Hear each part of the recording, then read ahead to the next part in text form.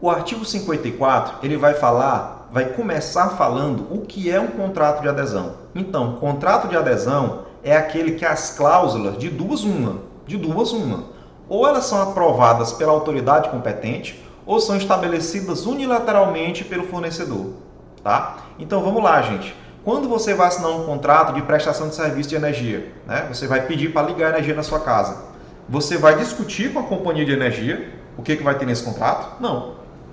A sua única opção é assinar. Você não pode ter acesso ao serviço se você não concordar com tudo que está ali, tá certo? Então, esse é um contrato de adesão, por quê? Porque as cláusulas são autorizadas pela autoridade competente. Aí você me pergunta, Ricardo, não é Equatorial a autoridade competente? Não, a autoridade competente é a ANEEL. Então, esse contratinho aqui, ele é, digamos assim, todo autorizado pela ANEEL, não é a distribuidora local que vai fazer esse contrato, né? Ele é previamente estabelecido pela agência reguladora de energia elétrica, tá certo?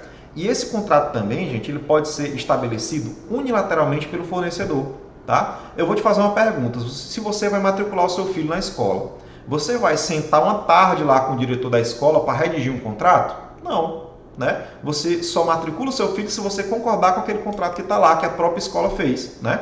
E aqui vem o parágrafo primeiro. Se você pode até discutir uma ou duas cláusulas, né? Mas isso não, vamos dizer assim, tira o fato de que o contrato é de adesão. O contrato, ele deixa de ser de adesão quando realmente ele é construído de fato com a paridade entre as partes, tá bom? Quando o contrato ele é feito por uma das partes, né? E você faz só um pequeno ajuste em uma ou duas cláusulas, isso não retira a sua natureza de contrato de adesão, tá certo? Então, o parágrafo 2º aqui ele fala de cláusula resolutória, isso que você não vai precisar na prática. Parágrafo 3º, né? Isso sim é importante, muito importante, aliás, tá? Pode colocar aí uma marcação. Contratos de adesão escritos serão redigidos em termos claros. A gente sempre bate nisso aqui. Artigo 6º, inciso 3, artigo 31, artigo 46, e com caracteres ostensivos, legíveis. Gente, a gente já repetiu isso aqui na balde, né? Agora, isso aqui é novidade.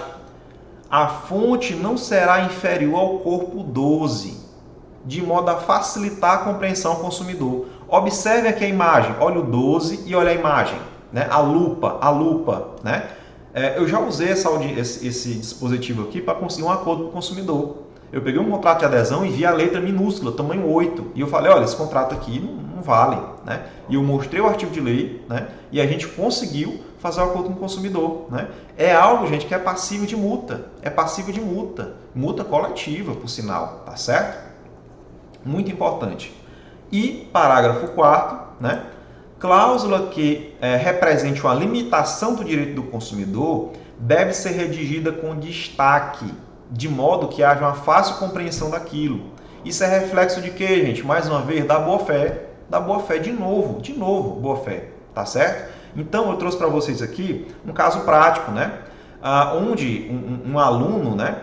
Ele foi prejudicado da seguinte forma. O que acontece, gente? Muitas vezes você vai se matricular num pré-vestibular e aí você, no contrato de adesão que a escola faz, tem lá uma cláusula dizendo que o aluno cede o seu direito de imagem.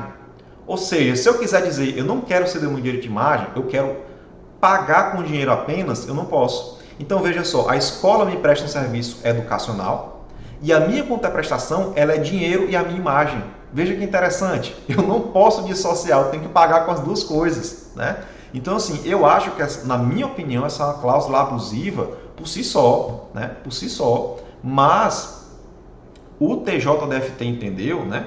Que era uma cláusula abusiva, por quê? Porque ela não colocava aqui uma limitação em destaque, né? Ela não colocava essa cláusula que representa uma limitação em destaque.